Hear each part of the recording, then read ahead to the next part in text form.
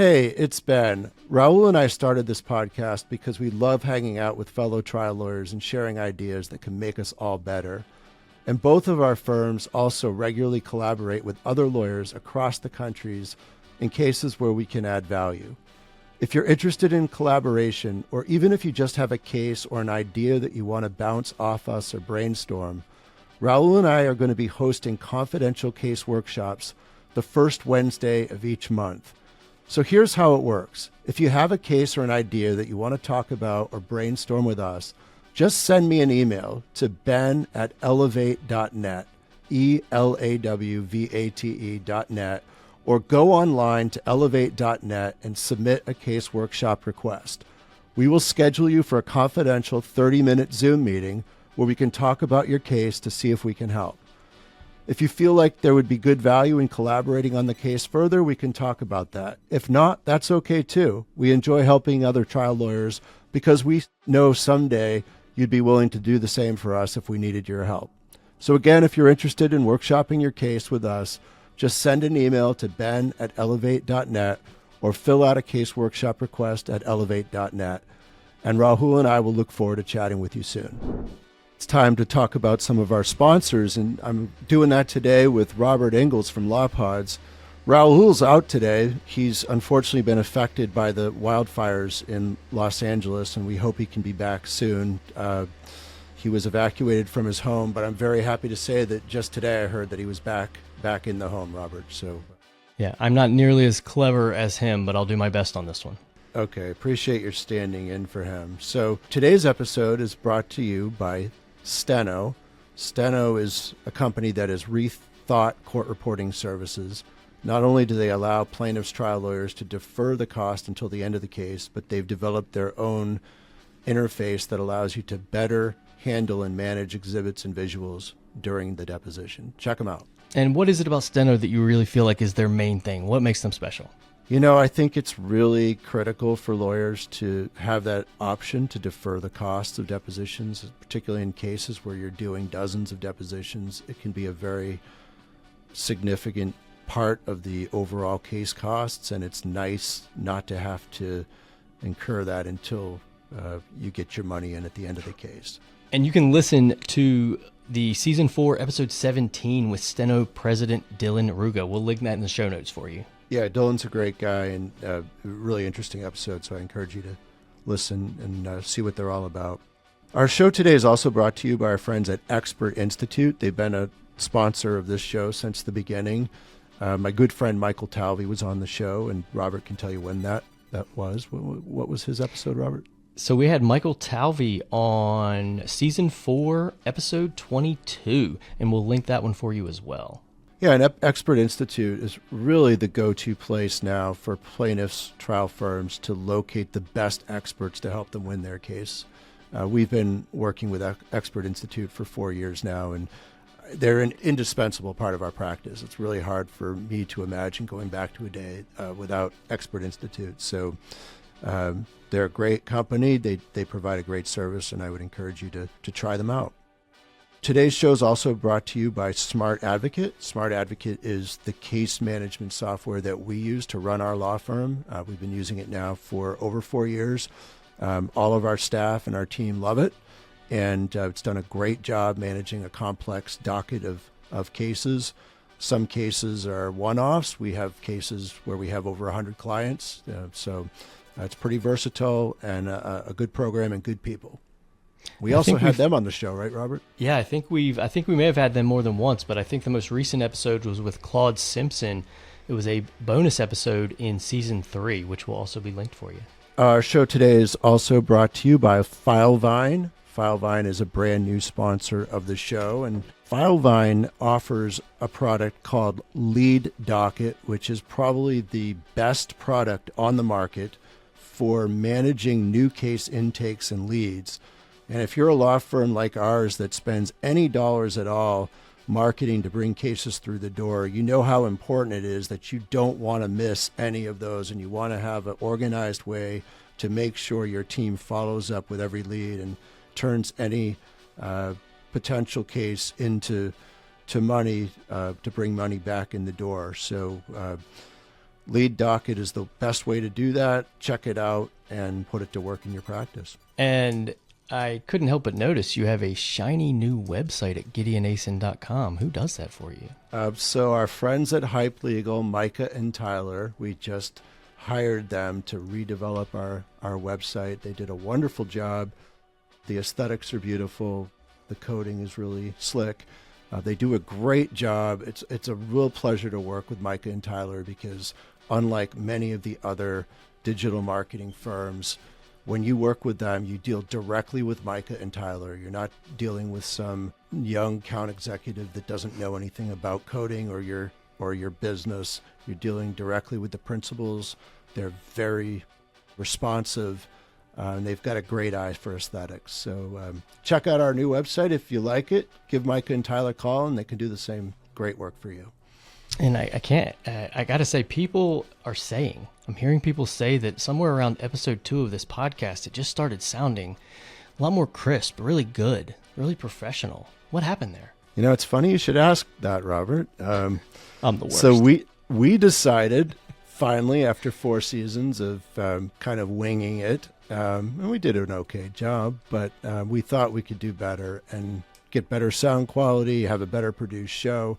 So we finally bit the bullet, and we've hired LawPods to be our official producer. So not only they've been editing the show, but now they're also producing it. So you can thank the better intro, the better outro, and the better sound quality to the great folks at LawPods. And if you're a lawyer who's interested in putting together a podcast for yourself, I would definitely give them a call. They can help you out. All right. I think that's our ads. Let's get back to the content. Welcome to the Elawvate podcast. I'm Ben Gideon. Rahul is off today. So I'm thrilled today to have Jesse Wilson join us on the pod. Jesse is a trial consultant and communications specialist who works with trial lawyers all over the country and helping them identify and tell their stories to juries at trial. And we were fortunate enough to have Jesse come up and do a workshop for our law firm and for some other firms up here in Maine and New England. And I got to say, we spent a full day with Jesse, and it's one of these things where when the day starts out, you kind of wonder, what have I gotten myself into? And you very quickly get outside of your own personal comfort zone and wonder, where is this heading? And then something happens, and by the end of the day, it really was a wonderful process where I think I got incredible feedback from everybody who's there, but I felt like we all gained something enormously valuable, some insight, some personal growth, and it's hard to believe that could have happened in just a single day. And so it makes me excited to spend more time focusing on your techniques and learning more from you, Jesse. Welcome. Ben, thank you for having me. It's good to be here. So how does a guy like you, and you started out as an actor, skilled actor. In fact, you can share with the listeners your most famous role if you want, but as somewhat of a celebrity, I guess. But how does a guy like you go from acting to consulting with the lowly trial lawyers like us? First of all, I'm not a celebrity in any way, shape, or form in the acting world, and I think, for full disclosure, there would be people who disagree with that. Well, some very interesting people in certain cult circles. I think the episode that you're referring to is when I was on Saved by the Bell. Would that that be the one that Taylor had discovered and let everybody know about? So yes, I was Nasty Neil the Hall Monitor on Saved by the Bell, and I was killed by Screech. So that's my claim to fame, which I still get residual checks for, and I was 16 years old for it. So in any You've event, done better than Screech has since. Considerably better. Yes. Yeah. Even though he killed you. Yeah. Karma's a bitch. So in any event, my background is, it's in theater. That was the first act of my life, Ben. It's still honestly a mystery to me, a puzzle, how I ended up ultimately working with lawyers. I couldn't have scripted it even if I tried.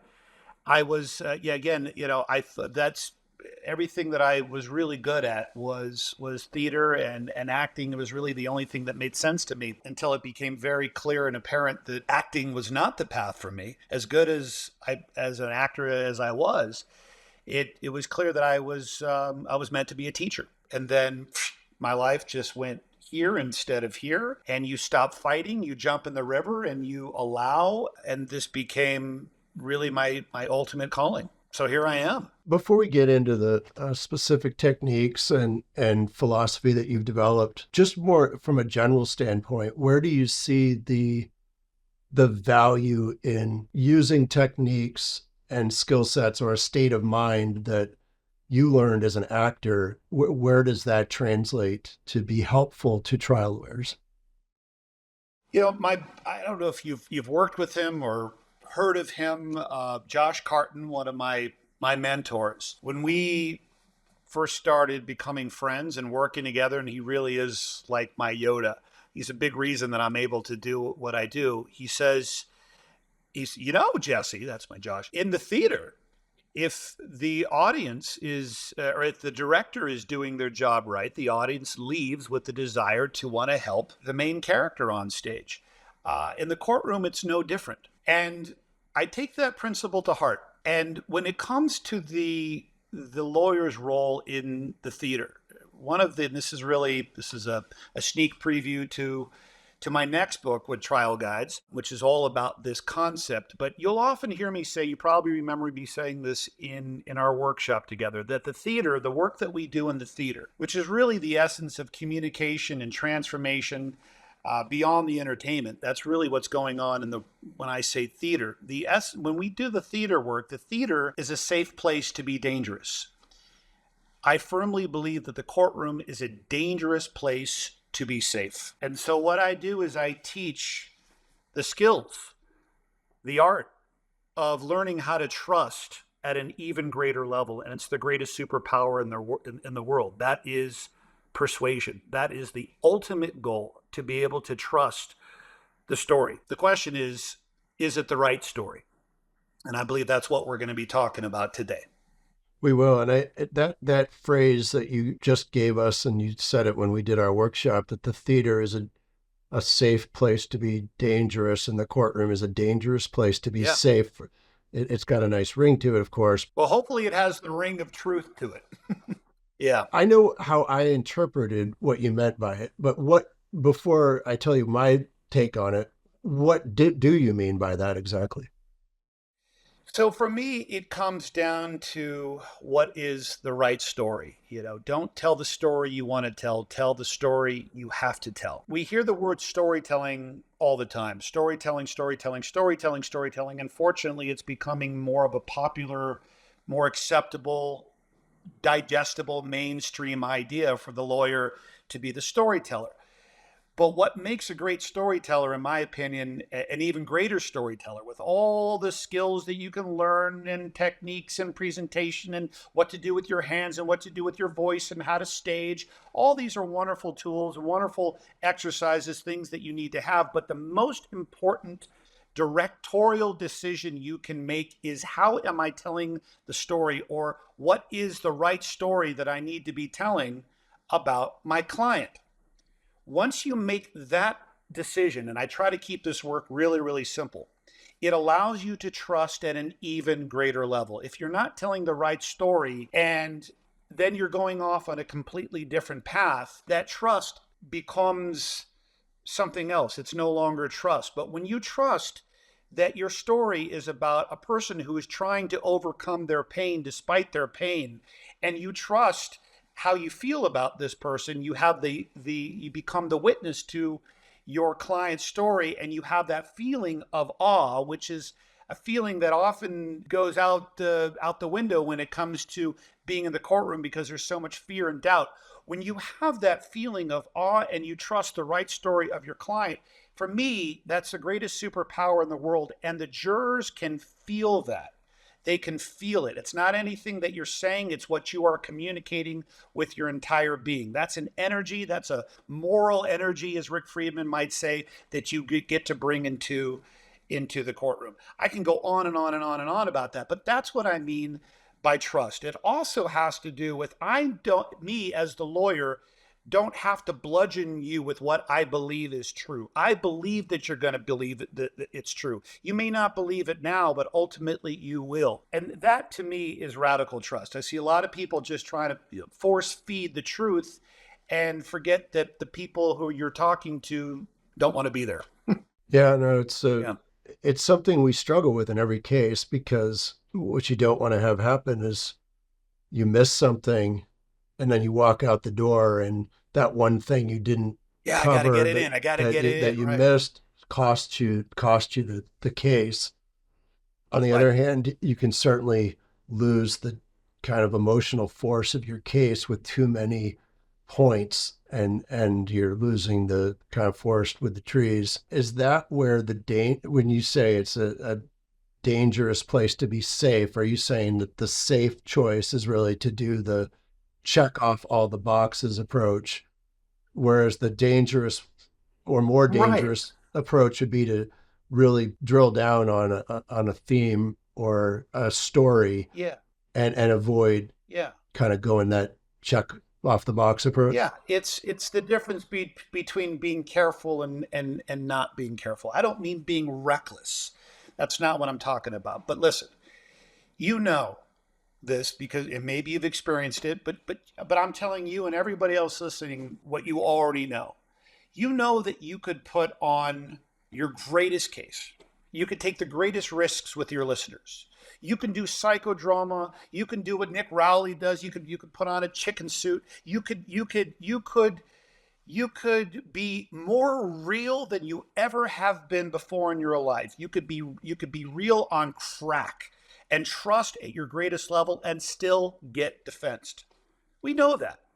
So, and it's very easy for this guy to say this, but if there's a difference between being careful and not being careful, trusting at your greatest level, knowing that you can get defensed anyway, why would you want to spend 1 second of your time being careful?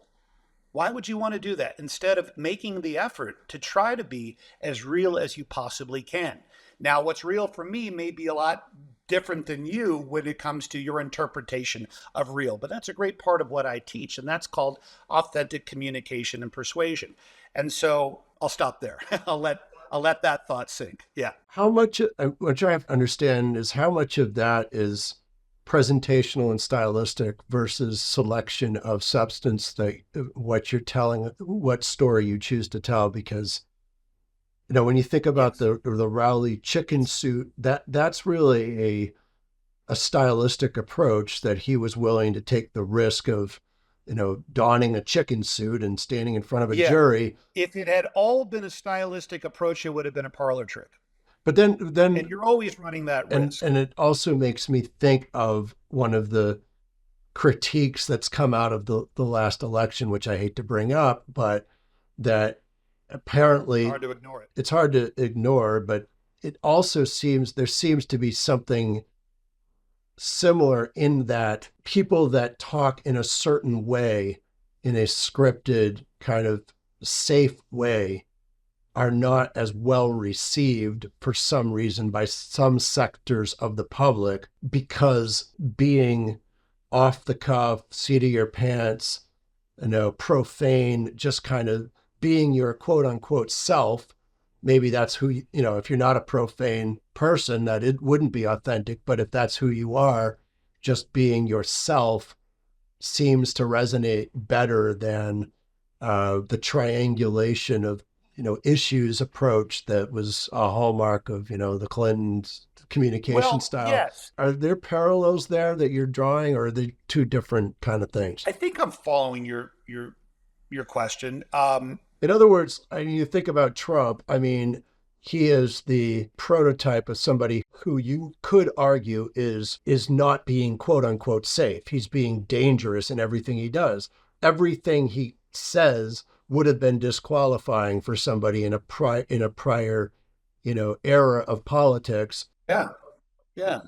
Listen, whether you whatever side of the fence you stand on politically, there's no denying that what Trump has is what every communicator and presenter is desperate for. I'm not talking about his ethics because there's none. our values. Forget about all that stuff. If we're talking strictly in terms of presentation and being real, he's got it. That's what makes him him, is his ability to make you, that Maya Angelou quote. It's not what you say, it's how you make people feel. And he is a master of that. He's just so completely himself. That's what everybody desperately wants in a leader.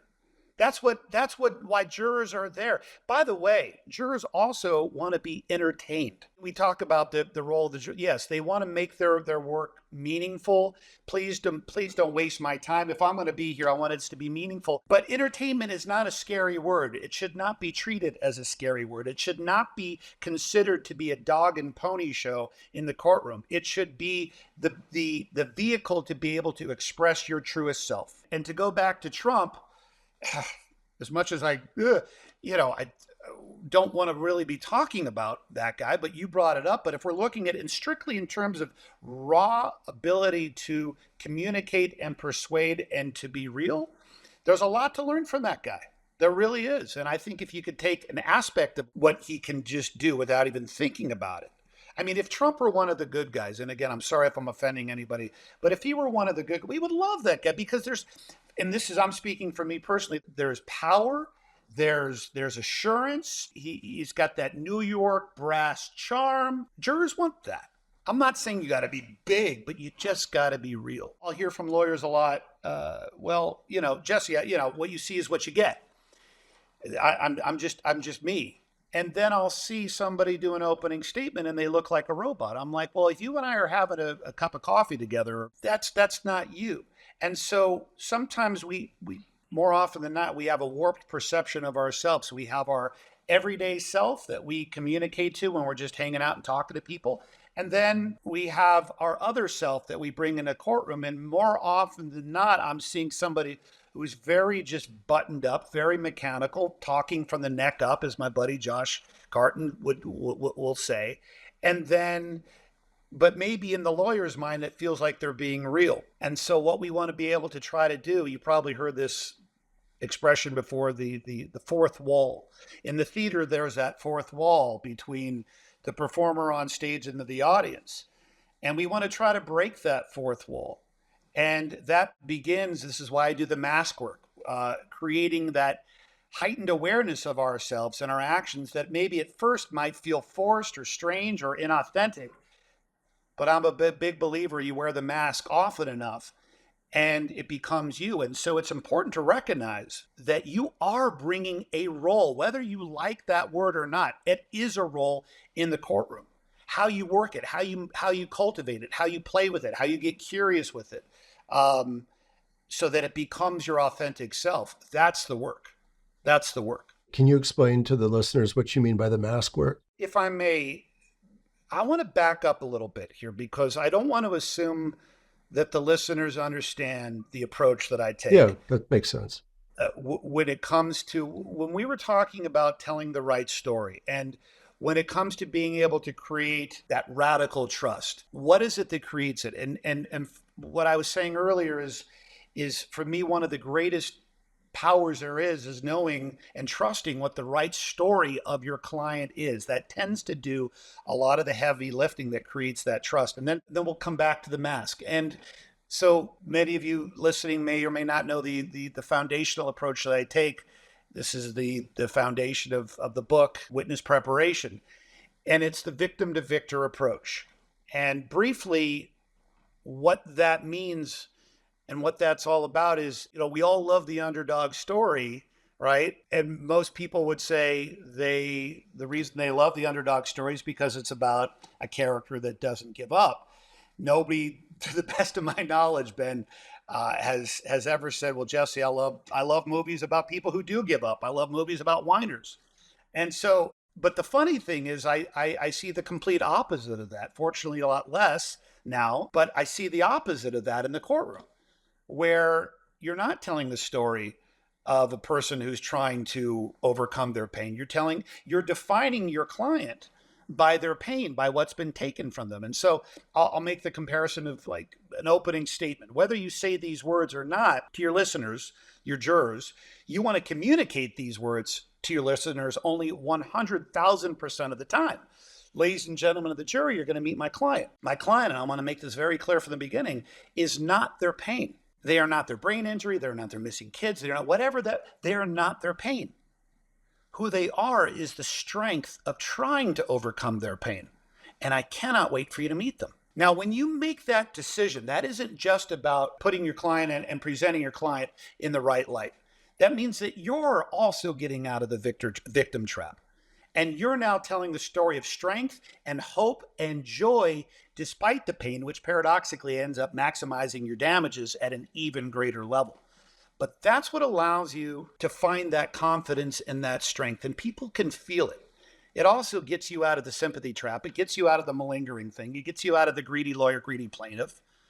When you communicate from the beginning that your client is their strength versus its opposite, that changes the narrative entirely. It builds your credibility and it puts them in a place of somebody that we want to root for. So that's a brief explanation on what I mean by the victim to victor approach. Take your playbook to the next level by joining a legal network of all-stars at psrplaybook.com. psrplaybook.com is a free digital legal library created exclusively for plaintiff lawyers by the nationally recognized personal injury law firm of Rahul Ravipudi LLP, and features video content showcasing the tactics, strategies, and concepts implemented by some of the industry's most successful trial attorneys. PSRplaybook.com promotes learning, shared knowledge, collaboration, and best practices. Get in the game and see for yourself by joining our national network of plaintiff lawyers. Subscribe now at PSRplaybook.com and learn from the best.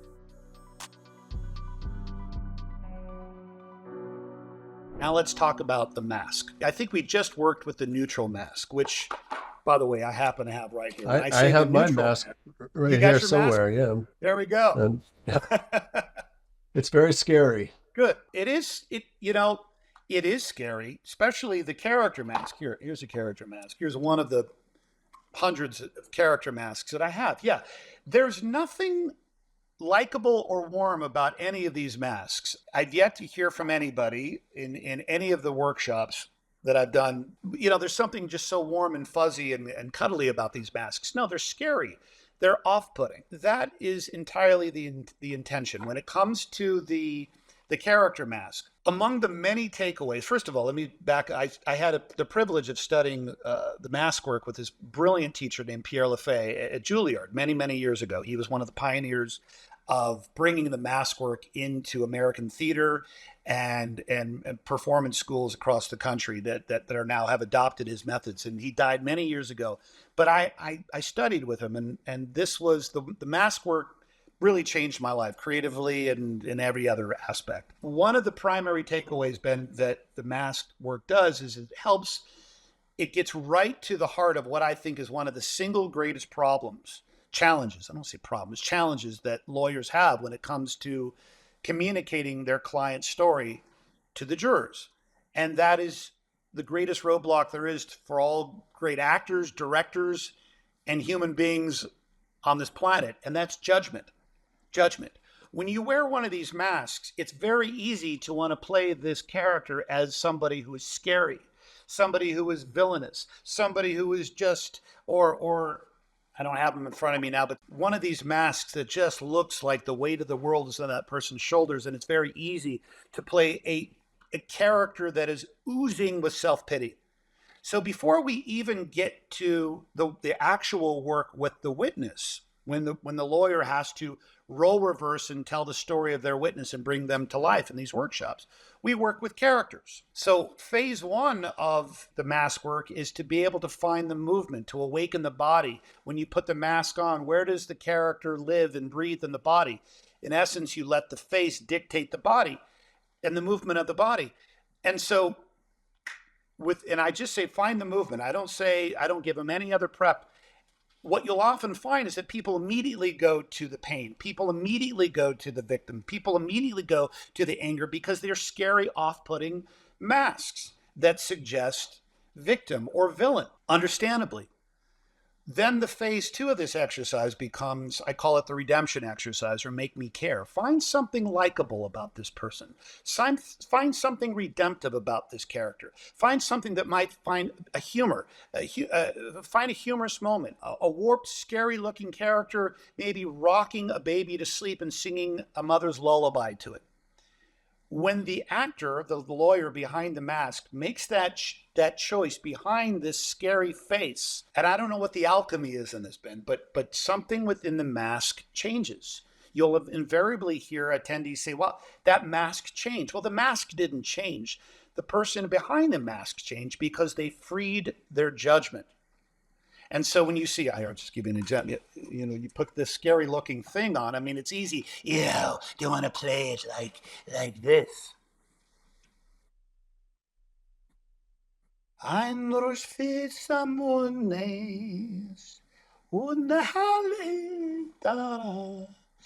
a guy did this, it was about 2 weeks ago. He was singing like a Yiddish lullaby to imaginary grandson. It was actually wearing this mask. That was a very brief thing, but these are the exercises that warm the lawyers up to then help remove the mask of their witness, which is what you participated in. And so when they move from the character work to the mask work, and then to their witness work, then the goal becomes try to find a victor moment.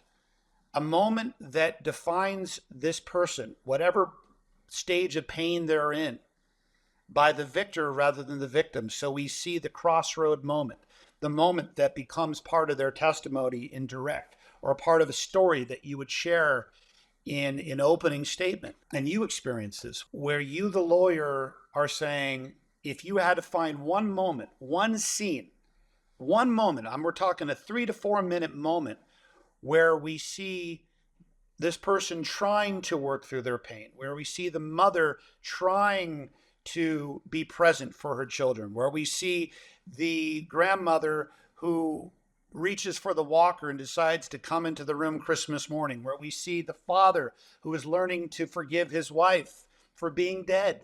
Whatever that moment is, that's the moment where we see the mask being removed, where you are making your statement that your client is not their pain. Your client is the strength of trying to overcome their pain. That's when the mask of pain becomes removed. And so that's the work that I do with the character work. Now, when it comes to the neutral mask, which is what you experience, it becomes the task becomes even harder, because the purpose of this mask, as scary as it is, may be, it's funny. I'll get two different kinds of reactions when people put this mask on. They'll either say it's very scary to look at when you're looking at yourself in the mirror, or it's actually very liberating. I think Taylor said that. He said it felt comforting to wear this mask. So it's interesting, the different takes that you get from the mask work. Coming back to Josh Carton, I remember we were doing an exercise. This is when I first actually met Josh. We were doing a workshop, and this was at Trial Lawyers College way back when, before the big breakup. And he said the most brilliant and insightful line, which is pretty often when you're hanging out with a guy like Josh. He said, Jesse, the mask doesn't conceal, it reveals. That's the intention of the mask. It doesn't conceal, but it reveals. But to come back to the neutral mask, you put this on, your ability to speak has been removed. You can't speak with the mask. You can't use your face. Most of us have got the cart before the horse. Just give me the words. Give me the script, and the jurors are going to feel something.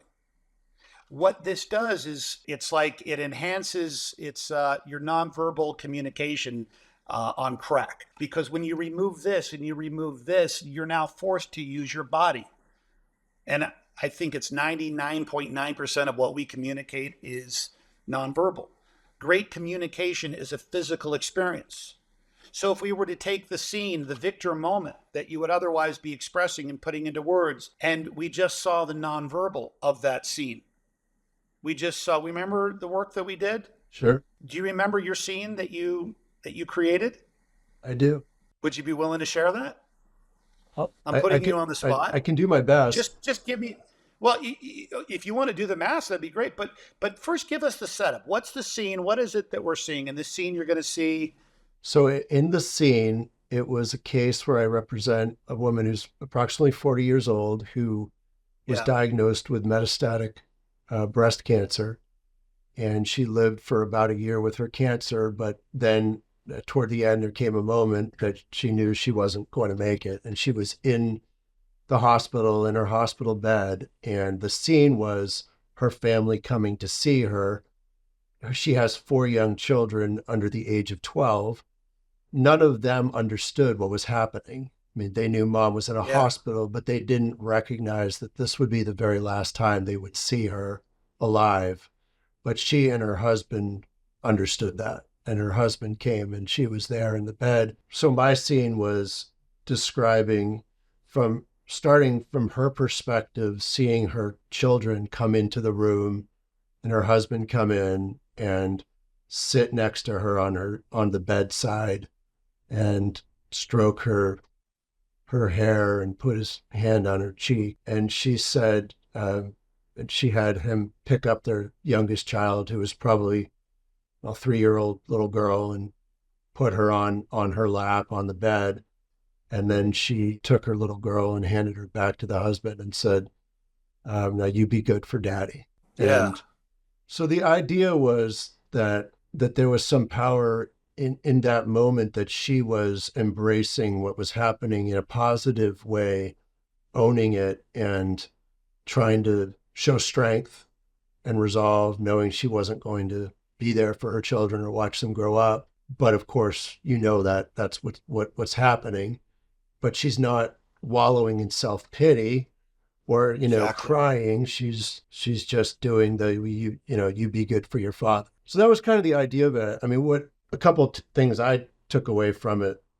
One is that you had everybody do a scene, and we had no more than about 15 minutes to prepare it.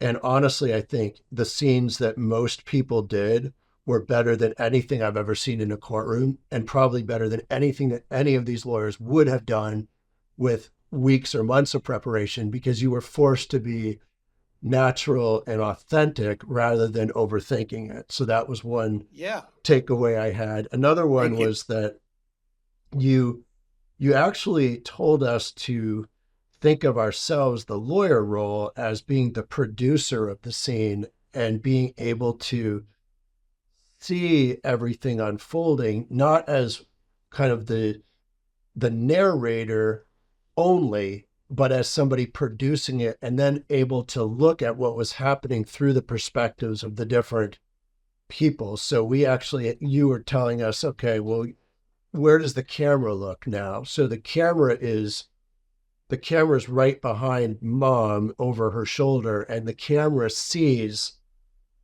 that the door opens to the hospital room, and the camera sees the children come walking in. Yeah. So it's, This is yeah. the third part of the mask work. Once you've identified your Victor scene, and then we shift into the tell it like a movie But I exercise. thought that was really, really powerful, because instead of Thank looking you. at your role as a lawyer as just being one actor in a drama, you're actually producing the whole movie, if you will, for the jury. And that makes it gives Precisely. you a lot more dimensions to it, because you can look at the same scene through different eyes and different perspectives. But it also gives you a lot Absolutely. more license in terms of how to, position things, where your body is going to be. Absolutely. That's right. And this now does lean on presentation skills. There is one, and thank you, by the way, Ben, for bringing the listeners back to that scene, because I'd forgotten it, and then you reminded me of what you created, and it was powerful, and it was beautiful, and it was true, and it was real. And there's nothing in this moment when we're seeing the Victor moment of your client, where and your ability to be able to communicate that with joy, which is a very counterintuitive idea in the courtroom, maybe as counterintuitive as victim to victor. There's nothing in that story, in the telling of that story, where we ever think, oh wow, she's so strong, she's not in pain. Actually, when you see somebody who's trying to overcome their pain, once again, it magnifies their pain at even greater level. And you don't have to fall into the trap of what we say in the theater. You don't have to give it away so cheaply. So thank you for that. But when it comes to then to the third part of that exercise, which is the work that you saw from so many of the lawyers in there, the beautiful, brilliant, and true work of the lawyers, it's now that you trust the right story of your client, now you can really take some great risks with your listeners when it comes to presentation. And I call it tell it like a movie. We were doing those exercises all throughout the day. If you remember the beginning of the workshop, the lawyer slash camera person takes us into a scene, a Victor moment, and the entire group is behind that person, following them around like they are the camera with them. So where I go, you go. That's the audience juror connection. And once you understand and you trust the application of this work using screenwriting tools, and as you say, the producer, but you're also the cameraman and the director all in one shot, then you don't have to give it away so cheaply with your eyes. What do I mean by that? There's a very old idea that says that in order to create connection with your jurors, you got to be staring at them all the time. I say it's the complete opposite of that.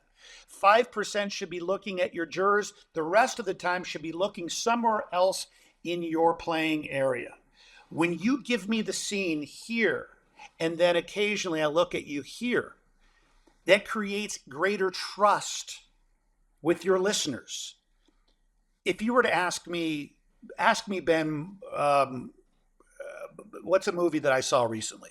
What's a movie you saw recently? So the movie that I saw recently, Ben, it is actually, I saw Iron Man for the first time. Well, Iron Man 2. And Iron Man 2 maybe wasn't as good as Iron Man 1, but Iron Man 2 was actually pretty badass. There's this underwater sequence where Iron Man is flying underwater, and he's flying underwater, and it brought back all the memories that I have of when I used to read Iron Man as a kid. But anyway, so there's this scene, right? And he's flying underwater, and he's going to the depths of this sunken ship, and he's behind his mask. And it just made me feel like I was 10 years old. Okay, when I was telling you that story, was there any part of you who felt that it was weird that I was looking over here? And just so the listeners know, if they aren't able to watch you, for most of that story, except for brief moments when you would look back at the camera, you were not looking at me. You were looking to the side and using hand gestures elsewhere, and your own gaze as if you were watching the movie while you were telling about it, right?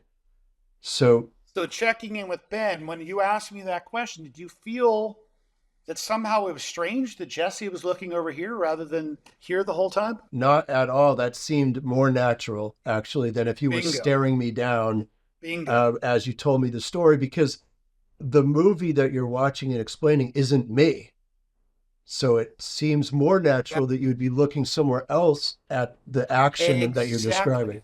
And that's breaking that fourth wall. That's creating that trust. You see, when the lawyer's on their feet, they're they think all eyes are on me. Well, they are, sure, because it's just you standing there in front of your jurors. But if you're trusting what it is you're seeing, if you're trusting what it is you're feeling, somehow, magically, this is the power of great communication, you, the lawyer, disappear. And yet you're present at the same time, because what you've now given me, the listener, is the movie. That's your job. That's your sole purpose. That's not advocating, that's not pushing, that's not selling, and yet it is all at the same time, because you're trusting. You are the greatest witness in the courtroom, next to your own witness. Are you seeing what it is you're seeing? Are you? Are you really? Or are you just shifting your eyes over here because Jesse told you to do it because it looks like, authentic? Are you really taking the time to see with your eyes what it is you're seeing? Because when you do that is true persuasion. It is true persuasion, and I've seen it happen. And so you got to tell it like a movie. And so when you tell it like a movie, that means you're seeing it, you're feeling it, and you're speaking it. Those are three things that I work on with witnesses. And so the same works for a witness on the stand. Mrs. Jones, take us to the day when you made that decision that you were going to get out of bed. What I work on with witnesses is don't feel like you have to be staring at your jurors all the time or the lawyer. Acknowledge them, but don't stare at them. Put your eyes somewhere else in the room. I don't care what it is, that wall, that light, my feet, whatever it is, and get the witnesses comfortable looking at that spot as if it were a giant screen. And all they got to do is see it and then believe what it is they're seeing and then speak it and describe it. And you'll end up getting something that's much more authentic from an emotional level, but you'll also get the power of the pause. You see, when I'm seeing something and taking my time to see it, I don't have to fill in the gaps with all the different wordsmithing and all that stuff that gets in the way of the emotional connection of the experience that the listener needs to have when you're taking the time to see it, feel it, and speak it. Oh, it's just such an enormously valuable insight and so simple, but yet so important, and I think rare that trial lawyers think in these terms. I mean, one of the challenges I think a lot of lawyers have is that you listen to something like this or you attend one of your workshops, you become incredibly inspired and motivated, but then you just go back to the drudgery of your day-to-day, job, and Sure. And eventually you're back in a courtroom, and we don't have a lot of opportunities to hone and practice these skills where none of us are, or most of us are not Sure. experienced actors who went to Juilliard. And many of us are also, when you get into the moment of having to perform with very high stakes, and many of our cases do involve incredibly high stakes for ourselves and our clients, there's a whole set of psychosomatic responses that come into play that make doing what you're saying difficult because, For sure. there's anxiety, there's stress, there's risk, there's just skills that many of us may lack. How do you recommend that lawyers work on these skills to get ready for prime time so they're ready to perform when that moment arrives? Certainly. Well, first off, Ben, it's a great question. Don't be fooled. Just because I went to Juilliard doesn't mean that I have to use these tools all the time when I present, because I will have massive performance anxiety if I'm not doing one basic thing. There is one basic thing that you can do.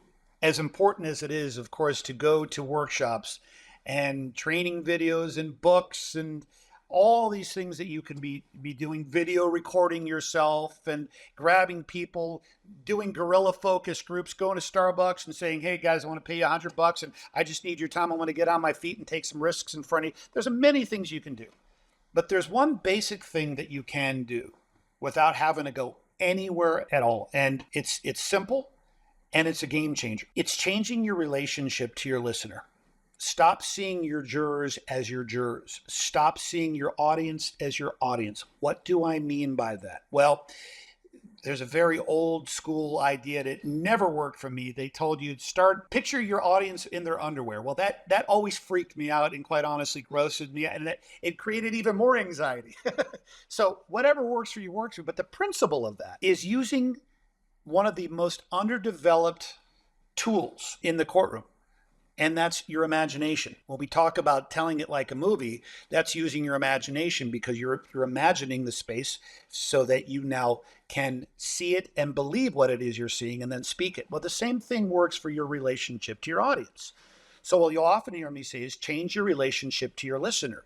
And when you change the relationship to your listener, not only does the conversation change, but you change. What do I mean by that? Well, I do this all the time with expert witnesses. When I work with I have an expert witness boot camp. I do storytelling for expert witnesses. But this is the same work that I do with witnesses. This is the same work I do with lawyers. And this is what you all can be doing right now. Grab a 9-year-old in your mind. If you have a 9-year-old in your mind, whether it's your own children, your grandchildren, somebody else's kids, I'm sure at one point somebody has all talked to a 9-year-old. You never talk down to a 9-year-old. And you always want to try to make it compelling to a 9-year-old. And I sometimes will often grab my son, Nicholas, and I'll have an expert witness work with him. But when you make that shift to be imagining that you're talking to a 9-year-old, right?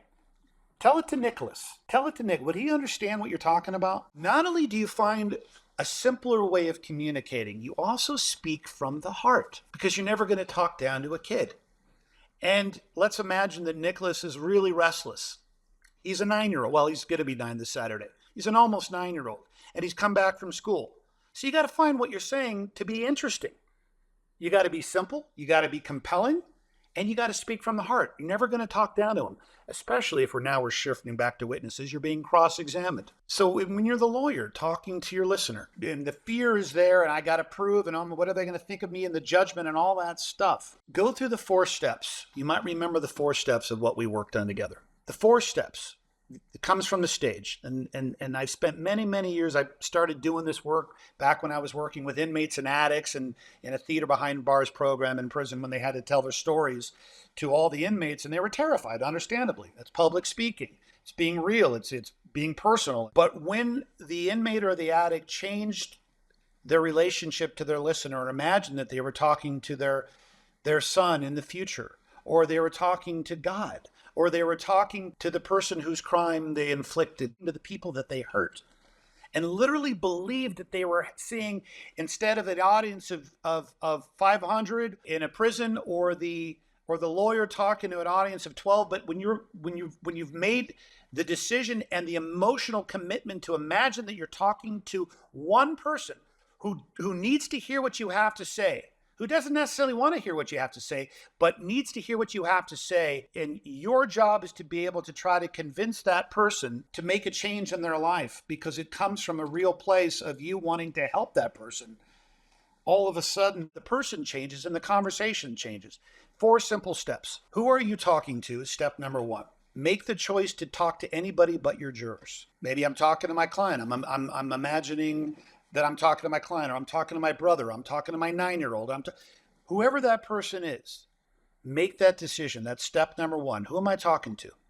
Step number 2, what do I want? What do I want from this person?